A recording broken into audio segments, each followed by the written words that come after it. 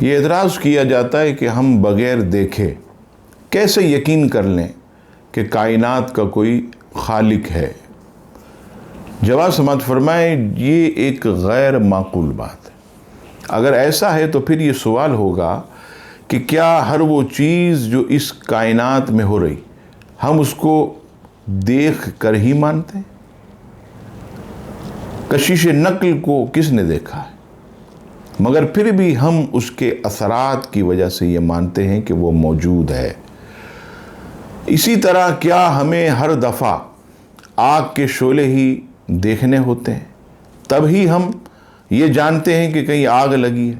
ہرگز نہیں، بلکہ ہم دھواں دیکھ کر جان لیتے ہیں کہ کہیں آگ لگی ہے۔ اس کائنات میں بہت کچھ ایسا ہو رہا ہے جو ہمیں نظر نہیں آتا اور نہ ہی نظر آنے کی ضرورت ہوتی ہے، کیونکہ ہم اس کے اثرات اور نشانات کو پڑھ کر اور عقل کا استعمال کر کر پہنچ جاتے ہیں۔ یہ عقل کی استنباطی صلاحیت ہی ہے جس کو استعمال کر کے ہم بہت سارے انکشافات کر چکے ہیں اور اس نے ہماری دنیا تبدیل کر دی۔ اسی طرح بلا تشبیہ و بلا مثال خدا کا معاملہ بھی ایسا ہے، کیونکہ ہم اس کو دیکھ نہیں سکتے مگر استنباطی صلاحیت کو استعمال کر کے ہی اس کے وجود تک پہنچ سکتے ہیں۔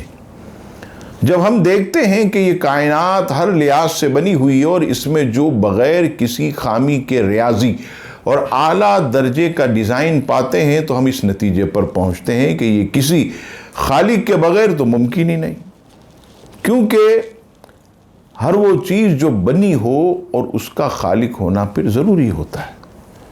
مثال کے طور پر اگر کہیں لکڑی کا ٹکڑا پڑا ہوا ہو تو ہم اس کا خالق نہیں ڈھونڈتے، مگر اسی لکڑی کے ٹکڑے کی کہیں کرسی پاتے ہیں تو ہماری عقل فوراً اس بات کو قبول کرتی ہے کہ اس کا ایک لازمی خالق ہے جس نے اس کو بنایا، اور ہم اس کرسی کے خالق کو تلاش نہیں کرتے، ہم اس کرسی کے خالق کو تلاش نہیں کرتے تاکہ یہ فیصلہ کر سکیں کہ کیا اس کرسی کا خالق ہے۔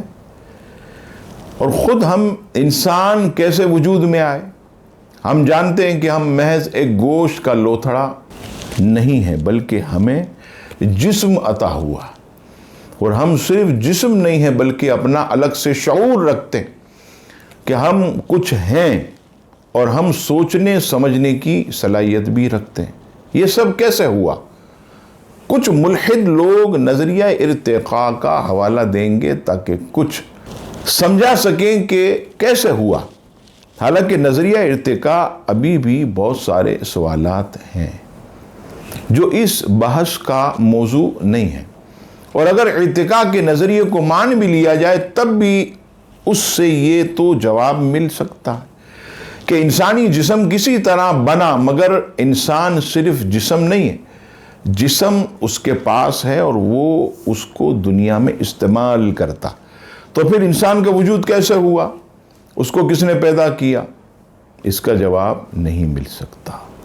کائنات اور انسان کا ہونا اس کے علاوہ اور کوئی توجیہ نہیں پاتے کہ اس کا ایک عظیم خالق ہے جس نے سب کو عدم سے پیدا کیا، اور یہی واحد توجیہ ہے جو ہمیشہ سے ہے، اور یہاں تک کہ اب کا جدید علمی انسانی ذہن بھی اس کے علاوہ کوئی مضبوط اور قابل قبول توجیہ پیش کرنے سے قاصر ہے۔